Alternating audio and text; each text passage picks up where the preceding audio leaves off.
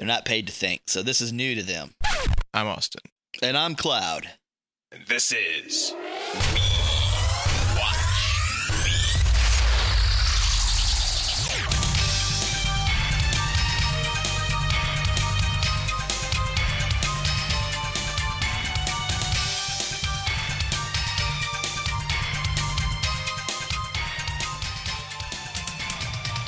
This week's movie is The Number Station. The Number Station is a 2013 action thriller film directed by Caspar Barfod, starring John Cusack and Malin Akerman. How about a plot synopsis? Okay, so Cusack ends up killing this guy who owns a bar and then fucks up, and this one guy runs away and leaves his wallet. I don't know how he left his wallet. So they track him down, and he kills him in his home. And then the daughter's there, but he doesn't want to kill the daughter. And because he seems to suck at doing his job, they're like, you know what? We're going to demote you and have you be a guard over this woman at a station that does shortwave number transmissions. That's pretty much the orders to go kill people. And then stuff seems to happen. That's all, yeah. And this was almost a train movie. Almost. The train wasn't cool enough. The train was not cool enough for this to be a train movie. It's there, though. It doesn't even make the Inception rule. No, like they didn't. Like with the Inception rules, the train came out of fucking nowhere, was like, "What's up, bitches?" and then tried killing people. This train was just kind of there, and they made a joke. What would you do if I didn't cut off the train? It's like, I'd hunt you down and murder you like a dog. Well, but you better get off that train. He would make a phone call, at least. Yeah. So right away, we get two things in combination. We get text on a screen. Text on a screen. It's not red text, at least. But it's text that's giving us facts in order to make what we're about to see supposedly make sense, but they're bogus facts. They're full of shit. I mean, okay, so it's true that there are radio transmissions you can pick up that are just transmitting series of numbers or weird sounds and stuff that everybody sort of suspects are left over from the Cold War, and nobody's really sure where any of them are, and all the governments seem to be doing it, and they mostly just leave each other alone because everybody's doing it. But it's not true that you can't find them if you want. It's like, it's analog radio. You can't track it. It's like, that's false. You can track an analog radio signal. It's not really easy, and it's cumbersome because you have to sort of like, let's move over this way and see how the transmission is. And you can eventually sort of hone in on something, or if you pick it up from several different places, you can compare the strength of the signal and kind of triangulate it. So it's not true that you can't find it. Just nobody bothers to find them that has the resources to. Because it's a pain in the ass. Yeah. Nobody cares. Kind of like my feelings of this movie. It is nice to, not that it's the only time, but it's nice to see John Cusack actually playing someone who does something rather than a regular guy who gets caught up in stuff like he has commonly. It's like nope. Yep, nope. I'm actually a Black Ops agent who kills people, and I'm disgraced because I wouldn't shoot a girl. Yeah. Which, at first, I got angry at, because I'm like, really? I don't believe this change of heart. But then I thought, wait, that's sort of like the whole central thing that starts the Bourne series, is that he was like, the guy's got kids, and he sort of loses his nerve. And so I thought, well, I can't be angry at this unless I'm angry at the Bourne movies, so I guess it's okay. He could have just easily shot that guy in the face, and, you know, the guy was rich, so I'm sure someone would have took care of the kids. I guess, but still, I mean, but I mean, in this case, it's like, he's just a kid. It's like, well, I mean, I don't know. What do you think? She's like 16 or something? She's not super young. She's old enough to cause trouble. Yeah. Well, then what was his plan? Like, he just walks out of the house and without killing her, what did he think was going to happen? I mean, if he was going to do that, he should have been like, hey, like, I'm not going to kill you. Like, I know I just like shot those other dudes, but just like stay quiet until we leave. But apparently he just turns around and walks out of the house, and then she comes screaming out, and the other guy has to do it. I did like the scene in the bar, though, with the guy Yeah. that he has to retire. Yeah. It's like, come on, you're gonna want to drink. It's not gonna matter in a minute. That was one of the things, because later on, like, he talks about that he quit drinking because he became an alcoholic. But like, that's what he does. He just walks into the bar and orders like 2 shots, one for him and one for the guy he's about to kill. Mm-hmm. It's like, oh, well, what happened to that? He started smoking because he quit drinking, and he quit drinking because he was an alcoholic.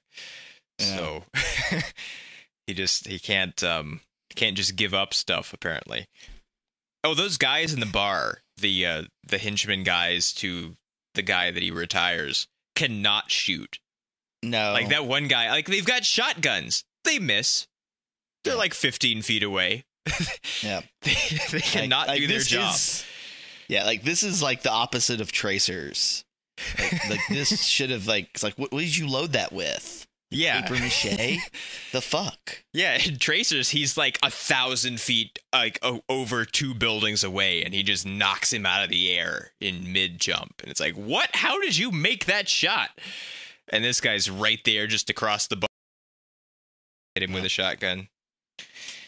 Now, because the guy that was in the bar that escaped left his wallet, and they checked the wallet for the address, and then they show up at his house, and that's where they kill him, and the little girl's there. Like, how did you forget your wallet? Like, did you just, like, I don't pull my wallet out and just set it somewhere. Like, I keep it in my pocket when I'm not at home. Yeah. And I'm just trying to figure out, like, why the hell did this guy just not have his wallet on him? Well, since they were in a bar... Well, see, I carry my wallet in my front pocket, not in my back pocket. But a lot of people keep it in their back pocket, and so when they're going to sit down somewhere for a long period of time, they take it out and they set it there. Like, I used to work at a cigar shop, and so people would sit in there for long periods of time and smoke, and they would do that. They would sit down and they would take their wallet out and they would set it there on the table next to them. So I suppose it's a thing that's possible, but of course they weren't henchmen, so I think it's sort of irresponsible for a henchman to do it. Yeah. How generic business were those files, though? Like, he goes over there and ruffles through the files, and it's like a page that has like 4 different kinds of charts and graphs on it, and that's all. It's just like pie chart, bar graph, some kind of table with numbers in it. It's just like generic. It's like they took the, like, if you open Keynote or something and just the default business charts template, it's just like, just print that. That'll be fine. It's just business chart. Like, they didn't put as much work into that, but it's okay because it looks businessy. It did look businessy.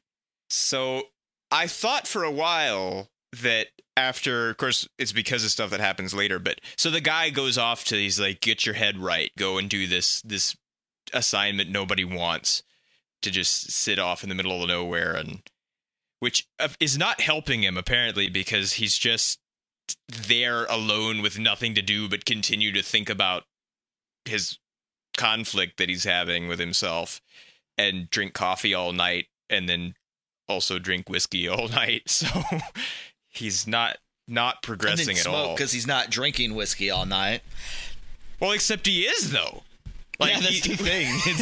It's like the middle of the night, he orders a cup of coffee, then goes back to the hotel room and just starts drinking whiskey. Yep. Yeah, but he didn't stop smoking, did he? I guess he's still... Now he's just got everything going on.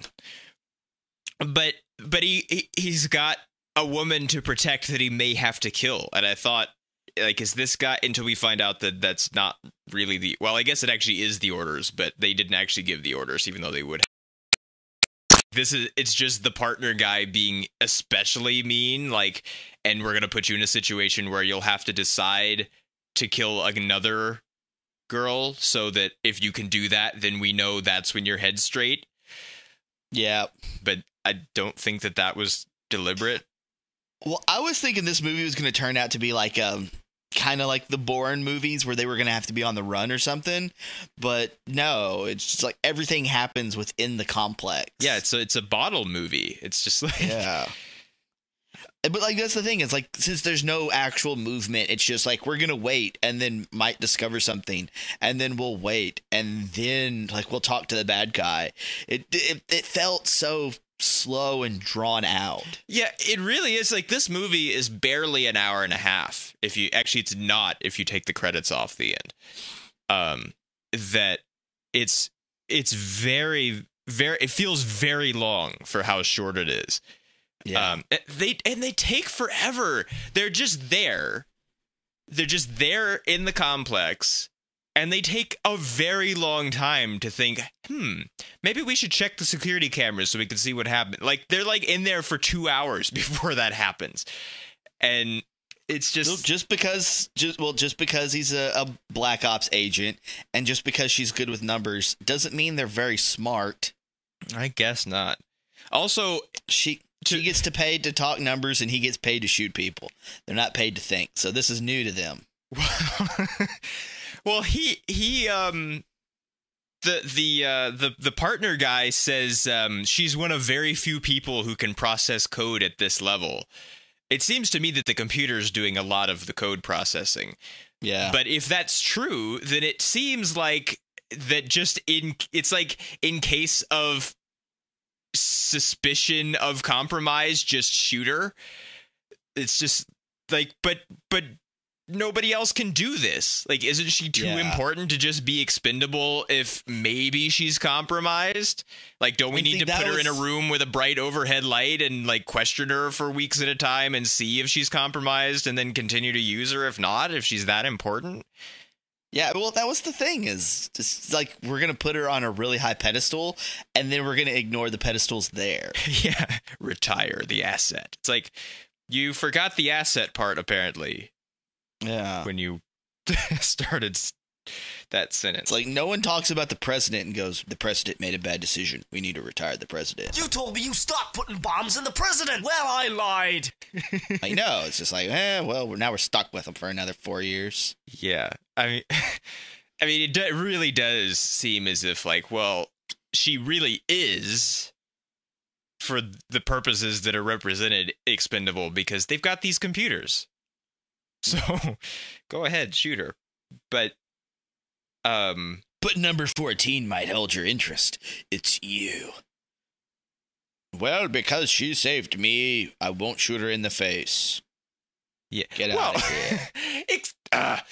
That's so fake, too, though, because it's not like she saved him in particular. She was just like, the bad guys did this. We must stop the bad guys. It wasn't that she cared about any of the people in particular. But it's just like, find the bodies. Enough of them. I'm pretty sure that secret government number transmission radio stations do not use Macs. No, I'm pretty sure they won't. Sure. That was, I almost wanted to call bullshit on that, except that when they found the Mac computer and you could notice it was a Mac, it was the laptop that was in the basement, which... No, the main computers were too. They had big iMac like monitors and stuff. They were all of the computers were Macs. Her, like, Nick Fury turns to use the displays thing in the actual number station, like with the in the microphone room. Those were Macs. Like, it was all Macs. Really? Like, the only time I've ever found it justified that someone as part of the government in a movie or TV used a Mac is Frank Underwood in House of Cards, because there's a scene where they're like, hey, this is your office, and he's like, I'm bringing in my Mac. So, like, it's deliberate, and it's him doing it. It's not like, we're just going to set up this facility that's been here since the Cold War, and the rest of the equipment looks like reject consoles from the moon, like, from when we were going to the moon. Like, all those consoles look like mission control consoles. Like, they all have rotary telephone dials and stuff. Yep. Then we're running Macs. Nope. Lies, I tell you, lies. Well, for one thing, you can't trust a Mac to be secure. It's a closed system. There's no way you're going to use that to run secret government code. Just in case. And hell, the way Apple runs, they'll probably tell you that you have to run it through iTunes. You have secret government code to broadcast on shortwave radios? iTunes. We've got an urgent numbers transmission coming in. No, fuck you, iTunes has an update. Yeah. Now, this is something I don't like. The whole idea behind their system is once you're in it forever. So once you take a job position within this little area, you can't not do that job anymore. It's not like, oh, I'm going to do it for 20 years and then just retire. Like, no, you're going to do it for 20 years and then we're going to shoot you in the face. Yeah. Yeah, I'm like, what kind of... or you keep doing it. Yeah, like, what kind of bullshit is that? Well, you know stuff. Yeah, but you're retired because you're an old man. So what? Yeah, but if you've been able to get to you, if you've been able to do it for 20 years, like, yeah, I'm sure they'll still keep eyes out on people because it's like, yeah, that guy, he's got some information, so we don't want anyone getting to him. You got to keep your eye on him, but you ain't going to shoot him in the face because it's like, oh yeah, he don't work for us anymore. Like, no, like he did 20 years of good jobs. Any idea how deep Black Ops operations work? Maybe you can't get out. Well, that's the thing is, like, I'm sure you can't choose to get out, but like once you're old enough, it's like, okay, well, it's time to let you go. Just go ahead, enjoy the last 5 years. The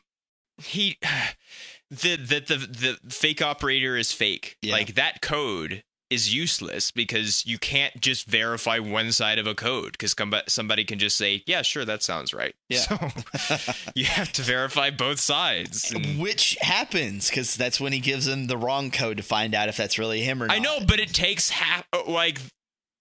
forever to do it. And it's not until after they hear the security camera audio recordings of that the guy says they even got into the operator line. They have to be told to check it before they check it. Yeah. This movie is kind of boring. It's kind of boring. Because even the moments of excitement and action are just kind of like a really slow drizzle of rain. It's just like, whatever. Yeah. Well, yeah. One thing that's actually a little earlier is, and it's a little better in some of the later scenes, but in both times where they ride in the car together, like to and from the station, her acting is less than some, especially in those scenes.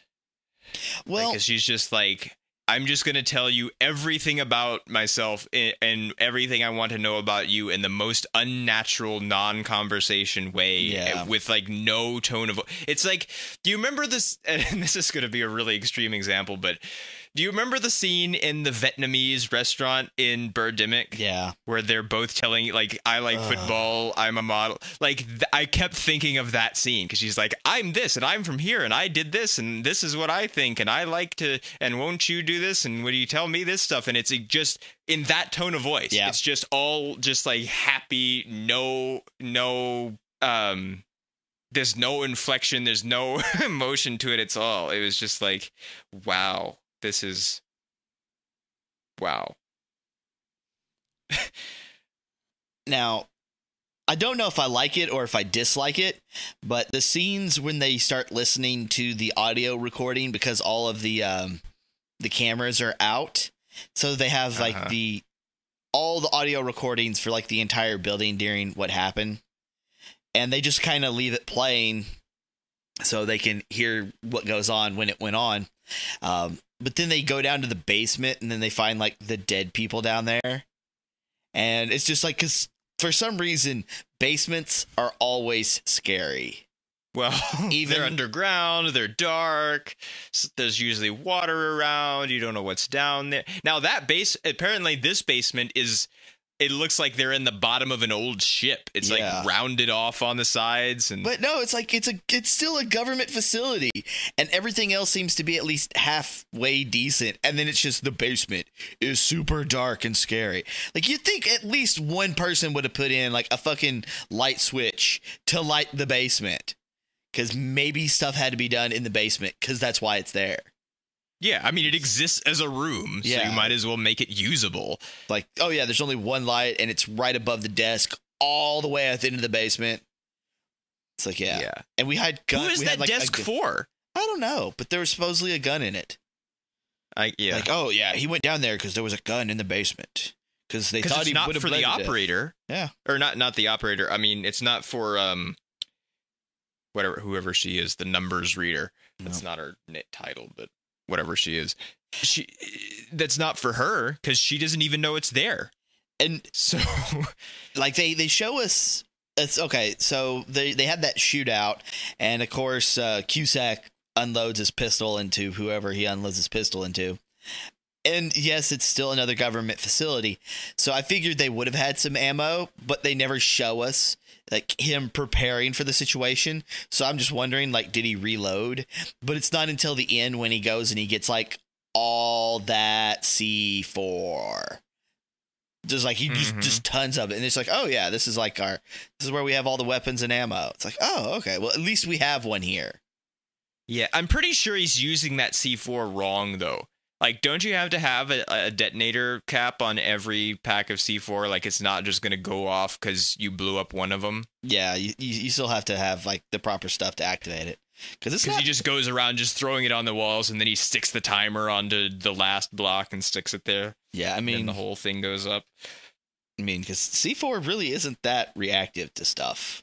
No, I mean, you can take C4, like, you can take a little bit of C4 and throw it into a fire. And it won't explode. It'll just kind of like burn and pop. It doesn't actually blow up. It's kind of like Play-Doh. It's not enough force. Yeah, well, that's what it is. I mean, C4 is, in a way, I mean, it's kind of like dynamite is nitroglycerin stabilized in clay. Like C4 is kind of like that, but it's not nitroglycerin. I don't actually remember what it is, and it's plastic instead of clay.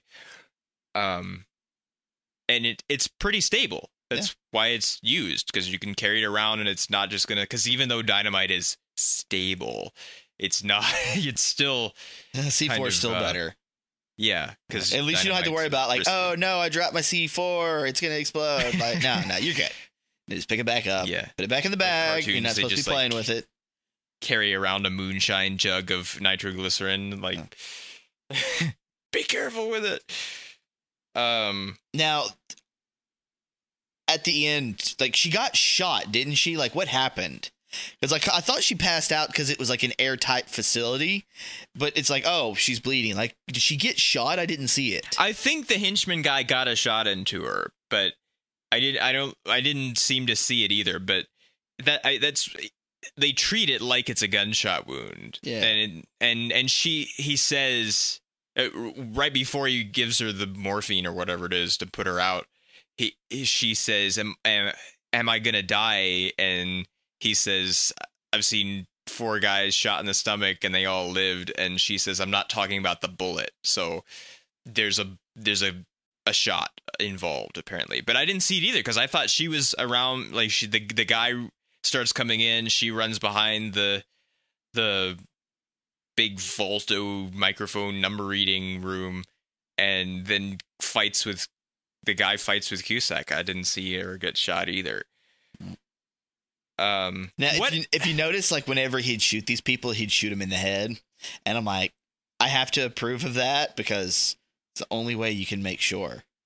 Yeah, that was actually even the guy at the beginning when the guy shoots the girl. Something because he shoots her just from way over there and she goes down, but she's not dead yet. And then he walks over and puts one in her head. It's like, yes, that's what you should, that people in movies don't shoot people in the head and then people get back up. That's right. And cause trouble later. So then, make sure. And then zombies. Yeah. Now, it may be because there's just nothing happening in this movie that this is the stuff I start to think about. But I started to wonder about stuff like, who mows that grass? Because it's like really like nicely cared for. Like, we have that big helicopter shot over the top of the facility where we see it's like the bunkers in the ground, but they're all covered in grass, so you can't really see them from the air. And it's like, who's doing that? Like, because nobody's at the facility. Like, even the gate is automatic. They have a remote for it, so there's no guards or anything. There's nobody else but the operator and whoever's protecting them. So, and they probably have like some guy whose job is to mow the grass at different facilities. Does he get killed when he wants to quit too? And probably. Oh no, but like, he's probably the guy who gets paid like $8 an hour to mow yards. And then he's like out there on his riding mower with like the two weird handles that go like left and right. He's like listening to his headphones and is totally oblivious to everything. And he's the only guy that lives. Like that's the guy who like mows for the government. Government grass mowing. In serious business. Now the phone guy, the guy who was pretending to be the operator. Yeah, the fake operator. Yeah. Other than the fact that this is a movie, and of course it's a movie, and so of course it's him at the end, but his choice of dialogue gives him away. And if he would have just like kept his mouth shut for a little bit, he probably could have got away with it. Yeah, I do like that though, that he sort of was undone by sort of a common phrase that he uses. And wasn't even thinking about. Yeah. Although again, if John Cusack can notice that, then it's like he notices what he's supposed to, but then everything else he just doesn't even know. Yeah. I was glad that it was just audio recordings, so that nobody could say enhance. Yeah. Not that they couldn't, I guess, but I don't think anybody in there would have known how to enhance. Well, I work numbers. No, but not video. Well, I'm sure isn't there just like a big zoom and enhance button or something like that seems to be that easy. Oh no, it's probably the government. Now the end, like this is one of those things I hate, is that weird, like it's all in your mind kind of stuff, especially for serious movies. And so whenever the hospital was that empty, and he's just like, I'm going to go check in on her. And like, she's in the hospital and there's nobody else there. Like, I always hate that shit. Yeah, well, because sometimes in movies, because that happens a lot in movies, somebody will be in the hospital, they'll wake up and there's like nobody there. And then like you walk outside and it's Resident Evil or something. Yeah. But in this case, Silent Hill or some shit. Yeah. There's no reason for it. Yeah. It's a real hospital, right? Like there's no. Oh, also, I do have a note. If you have to wreck your car right in front of a hospital is a good place for it, I guess. Yeah. Just in case. Like, obviously someone had to been there to get him out of the car in the middle of the night. You know, there's at least like a nurse, janitor, like somebody is going to be around that area. I like that they brought back the start the count thing that they have as assassin partners when he's going to give him whatever. Also, he's like, give us a week, 10 days. It's like, those are different periods of time. Yes. How much time do you need? A week or 10 days? Because if you only need a week, then we can... That's 7 days, I mean... Yeah. And if you really need 10 days and I'm confused and I only give you a week, then that's going to be trouble for you. Yep. Does it take 10 days to find the bodies in the wreckage, though?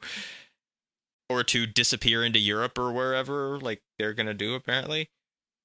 He just turns to the other agent dudes and is like, we were never here. It's like, now they're in on the secret. How are you know they're gonna keep it?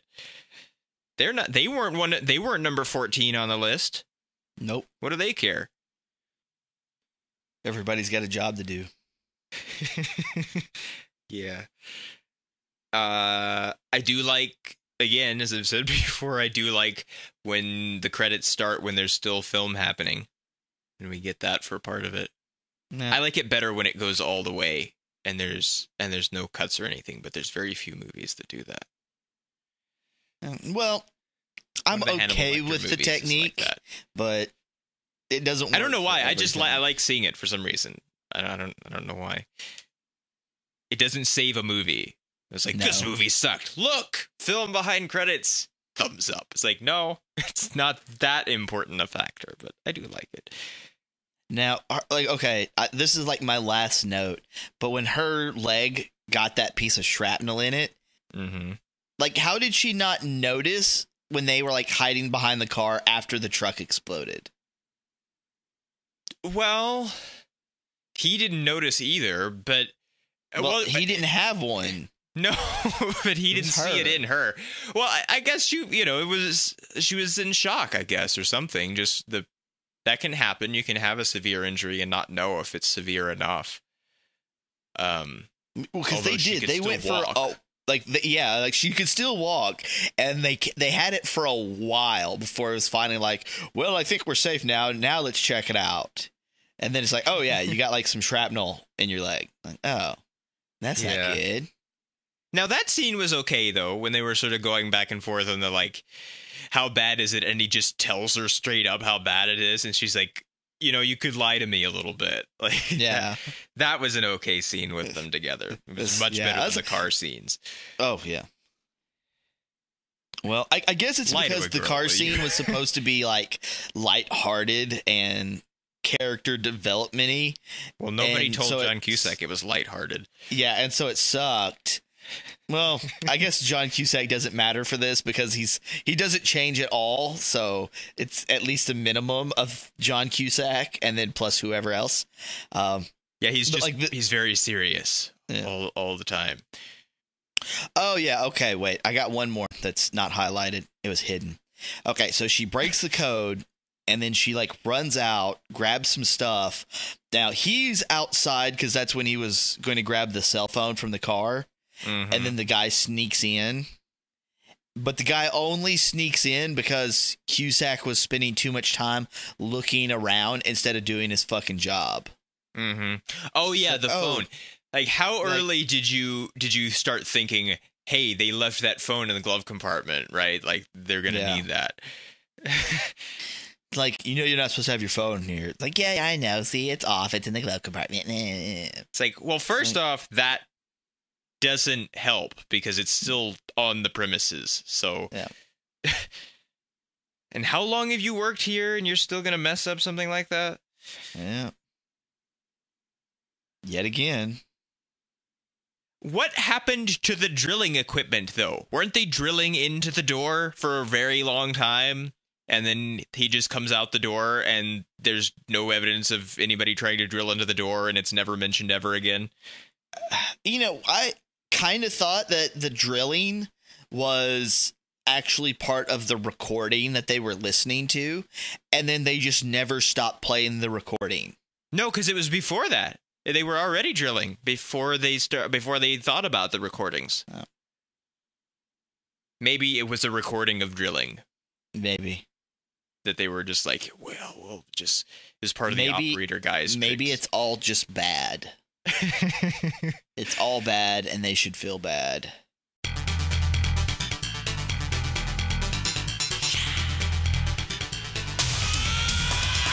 So how do we feel about stars? 2 stars. Well, that was fast.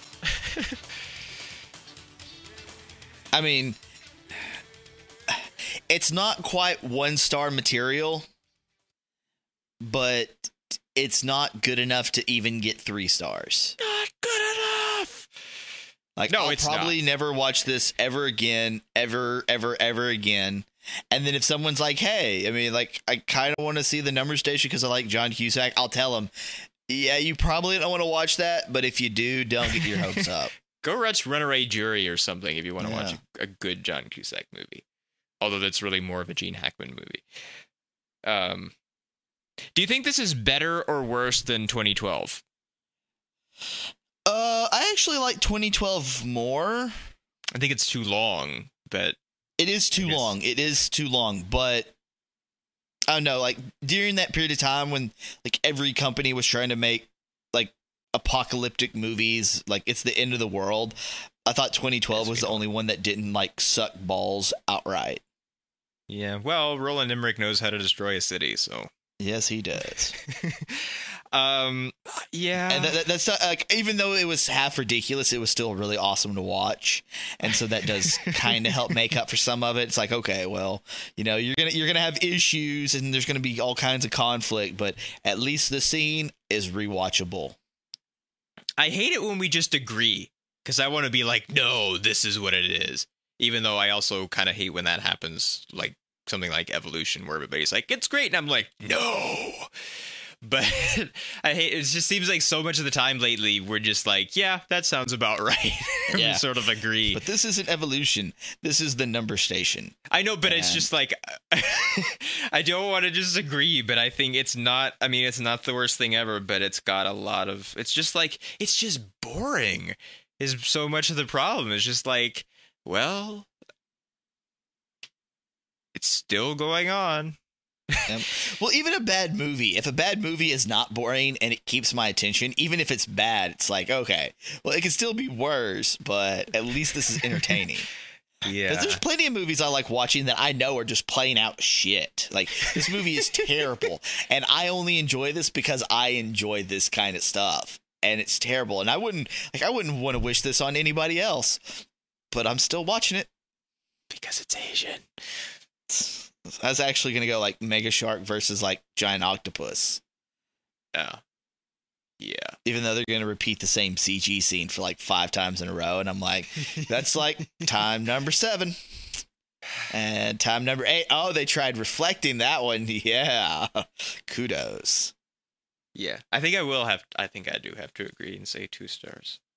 If we allowed half stars, I think we would agree less of the time because we'd be like, I think it's a half star, better or worse, but we don't. 2 stars. Yeah.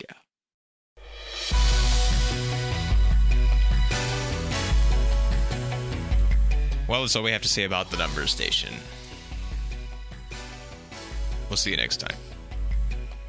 Later.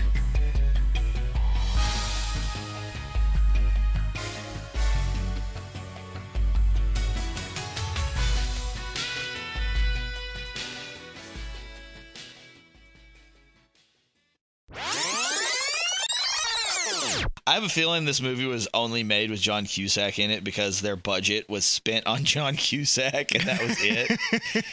Well, because you've never heard of most of these other people, so. Yeah. And like, I'm not good with names, so like, what, like, is that Ian? Like, how do you even pronounce that? Ian. Well, no, not Ian. Liam. It's Liam. Liam. It's like Liam Neeson. Really? You know how to say Liam? Yeah. I thought it was spelt differently. Okay. I don't think it is. Liam Cumington? I think it's Cunningham. Cunningham. Can't fuck these weird ass names. Cunningham is a weird name. Benedict Cumberbatch. That's a weird name. Cunningham's not a weird name. Isn't Cunningham Archie's last name in the Archie comics? I don't even know. I think it is. Archie's dead, you know. Like they just recently actually released a new issue and he was like everybody was dirt old and then he died of old age. So Archie dies. Yeah. So I think like that's all they spent their money on in this movie was just like, yeah, we made a couple sets and then everything else is going to Cusack. Everyone else works for free. Yeah. I mean, I don't know what his rate is at this point, but let's see. Oh no. I can't find the budget for it, so I don't even know what it costs. He probably didn't understand. I kind of wondered if it was sort of like Christian Bale in Flowers of War, where it's just like we need one recognizable guy in this kind of foreign-made movie. Well, that's the thing is like using that excuse really only works whenever there's a language barrier. Guess. Okay, apparently everyone spoke English in this. Apparently it was supposed to be Ethan Hawke as John Cusack's character, but he decided nope. And then they got John Cusack. Okay.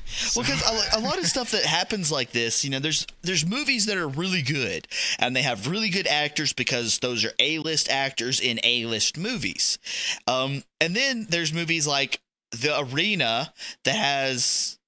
No, it's not even it's just Arena. Just Arena that has like, you know, Samuel L. Jackson in it for like Samuel L. Jackson. Like maybe a total of 15 minutes for no other reason than it's like, oh, we got Samuel L. Jackson. Like, because otherwise no one will watch this movie. But yeah, it's like one of those things. Like, how do they do that? Is it just like they knew a guy who knew a guy? It's like that's who they spent most of their budget on. Was he just like, oh, yeah, totally. I totally want to play the bad guy in a movie, and I'm not going to charge you ridiculous amounts of money because I'm super famous. I've got nothing to do in between Nick Fury cameos. Yeah, it's that kind of stuff. It's like, I want to know what goes on with these actors and their agents for these people to get such shitty roles in shitty movies when they are better actors than what they're being used for. Well, sometimes big actors really like a movie, and so they'll do a small movie because they really like the idea of it, or they like the story or something. That's so fine. Then they That's do it fine. for less money. But yeah, when it's something that turns out to be not very good, of course, you never can tell if something is going to turn out to not be very good. I mean, well, like this, sometimes you like can. I like John Cusack, and I don't like this movie. I like Samuel L. Jackson, and I actually did like the Arena. I did like it. It's not good, but I liked watching. No, it's not. Yeah. It was fun to watch. It was at least fun to watch. Oh yeah, and it was fun to make fun of after. I mean, Kenny was just the making fun of the with the girls and their controls that they don't actually operate. Yeah, that was. It's like we're just gonna like. We're just gonna wax on, wax off this table, and that's how the controls work. Yeah.